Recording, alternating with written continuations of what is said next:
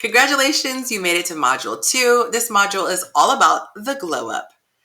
Now, glowing up is not about changing who you are fundamentally. It's about becoming more of who you are when you are whole, lit up, and deeply rooted in self-worth.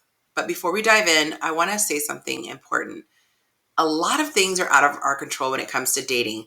We can't control timing when we meet a guy. We can't control the chemistry we have with him. And we can't control a man's readiness. He's going to be ready when he's ready. But there is a lot that we can control. And that's what this course focuses on. That's where our power lies. Too many women go through life like they're just helplessly in the passenger seat, watching things unfold, feeling powerless, and calling it fate. They don't take ownership of their patterns, their choices, their energy. But not you. You are open to the idea that there are blind spots, areas that you can improve. You're curious, you're coachable, and brave enough to ask, what can I do differently?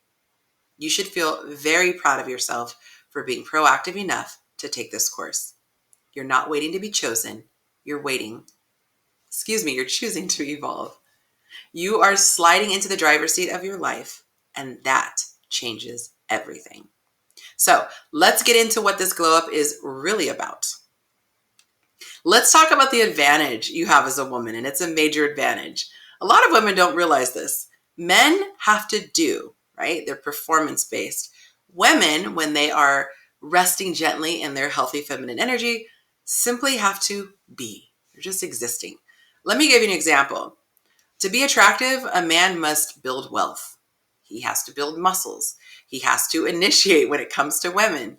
But you, on the other hand, you could be broke, living in your mom's basement, never worked out a day in your life, and men would still find you desirable as long as your energy and demeanor was pleasant. The most attractive women aren't chasing. They are radiating.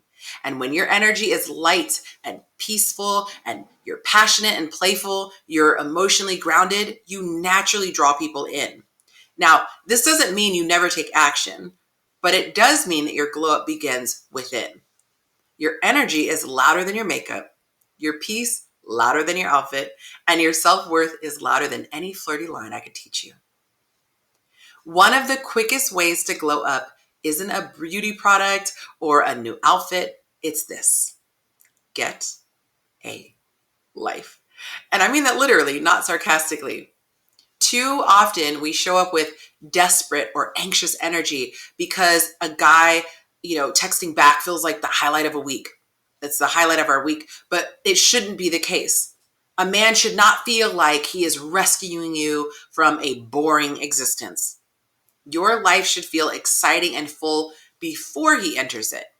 A man should always see you coming and going, not just waiting around. But also, don't go overboard and make yourself so busy that there's no space left for love. It's about balance. And one of the best ways to enrich your life is through hobbies.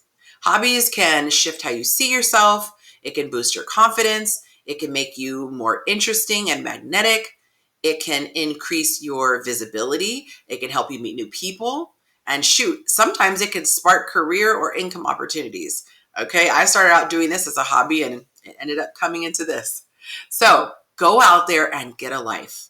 Do things like visit friends, take hikes, explore a new part of your city, maybe try that new Thai spot you keep hearing about, take a cooking class, redecorate your space. Exploring new hobbies is a beautiful way to reconnect with yourself. But fulfillment doesn't just come from what you do, it comes from how you feel about you. I love this quote: if you don't love yourself, you'll always be chasing after people who don't love you either. So yes, loving yourself, be content, glowing from the inside out does attract men better. But let me ask you this. Do you expect a man to love you, protect you, and care for you deeply? But are you doing that for yourself first? So many women say that they want a man to be consistent, protective, caring, emotionally available. But are you giving those things to yourself?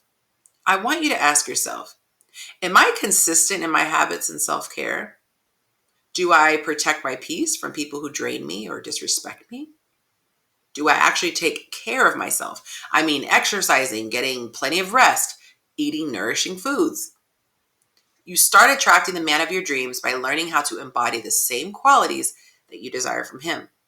If you don't want a man to carry bitterness or cynicism towards women because of his past experiences, you can't be carrying it towards men because of the ones who hurt you. If you want men to be vulnerable and transparent and bare their soul, ask yourself, do I? Or do I justify being cold and having my walls sky high out of protection until I feel safe? If you want a man with strong masculine energy, are you showing up in radiant feminine warmth? If you want a man who prioritizes you, are you entertaining men who breadcrumb you? If you want a man who's emotionally available, are you carrying baggage? Do you want men to invest in you? If so, are you willing to invest in yourself? And you're here, so you are. This is radical self-responsibility, and this is where your power is. Now, at this point, you might have noticed that I've mentioned energy a lot, and that's intentional. Your energy is one of the most powerful parts of your presence. Before you could even say a word, a man can feel where you are emotionally. They may not know how to articulate it all the time, but they can feel when a woman is anxious, insecure, needy, or if she's unfulfilled, just like they can feel it when a woman's peaceful and confident and self-possessed and joyful. You don't have to be perfect, but when your nervous system is regulated, your life is emotionally rich, you are naturally more attractive. And your vibe introduces you before you speak. That's the real glow up. But before you can become her, you have to meet her. Where are you emotionally right now? Where are you spiritually, physically, socially? Not where you should be, but where you actually are. Now keep in mind, you are not judging yourself. You're simply taking inventory. This gives you power. And let's be real, there's no glow up without honesty, and there's no healing without truth. So really take the time to reflect. This is where your true radiance begins. All right, girly, now it's time to turn insight into action. Your homework for this lesson is the Glow Up Activation Plan. This is where you start intentionally stepping into the version of you that attracts what you truly desire, not by pretending, but by becoming. In this assignment, you will reflect on the areas of your life that need more love, energy, or alignment. I want you to really get honest about what's draining you and what's been just waiting to shine. Begin crafting your next level lifestyle from the inside out. Again, this isn't about a perfect routine. It's about reconnecting with your worth, your joy, and your power. So take your time. Be honest. Be bold. And most of all, have fun with it. Because her isn't out there somewhere. She's already in you. You're just activating what's already been yours. I should say what's always been yours. Excuse me. You have another powerful worksheet called Align for Love, becoming the match to what you want. I'm getting tongue-tied. This is where you get honest, reflective, and intentional about how your current energy, mindset, and habits are either aligning with the love you desire or unintentionally pushing it away. Because here's the truth. You don't attract what you wish for, you attract what you are available for. And if you're asking for a confident, emotionally available, high-value man, but you're accepting breadcrumb behavior, you're hiding behind old wounds, you're not living in your worth, you're going to keep attracting misalignment. So this worksheet is your moment of clarity. You're going to reflect on things like, what kind of partner do you want? What might be blocking that connection? Can you grow to become a better match? If there is a contradiction between the love you say you want and the love you tolerate, we're going to find this out. This isn't about shame. It's about self-awareness. So do the work, be honest, and bring it all to the group call. We're going to be talking about what came up for you and how to shift into alignment. All right, our next lesson is lesson 2.1. I will see you there.